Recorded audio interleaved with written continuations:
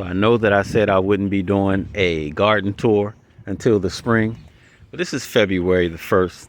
And after that Arctic blast, I think the garden has bounced back somewhat enough for us to do a tour. And it's important for us to keep records of what the garden looks like in each season. So no, it's not in full bloom.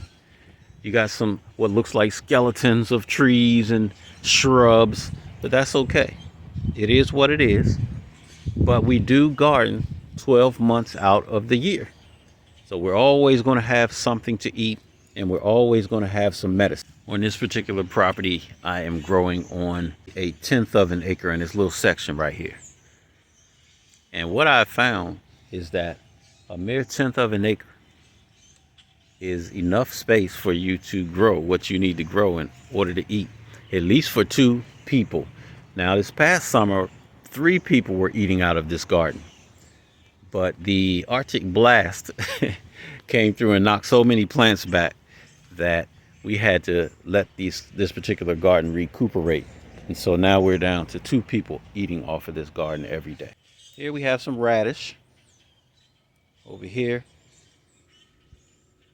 more komatsuna. This is bitter dock. Here we have some spinach. We got kale there. The kale's looking good. The kale loves that cold weather. It did not die all the way back. Some of the leaves did die off, but it bounced back. So now we're about to get some more cold weather. I'm not going to cover any of these. We expect it to go down into the lower 20s over the next couple of nights. So be it. These are the plants that survived, and they'll continue surviving. I like to, when I'm not using containers, flip them over and then sit other containers on top of them. So the height is going to help keep pests out. Now, if a pest wants to get in your garden, they're going to get in your garden. They're going to find a way to do it. But this helps to deter some of the pests like the snails and slugs. I grow scallions, garlic scapes, onion chives, and garlic chives all over my garden because, again, they are insect deterrents. Here we have a table. Every time I sit a table somewhere, I'm like, we're going to use the table to eat lunch or whatever. And guess what happens? I end up putting containers on the table. So we got some kale here, garlic scapes and cilantro, collards, broccoli, or Brussels sprouts. I never label my plants, but the leaves all taste the same. They're delicious, cooked or raw. And we have red vein sorrel. This is one that was in the grow tent indoors. I don't even know why I had it in the grow tent.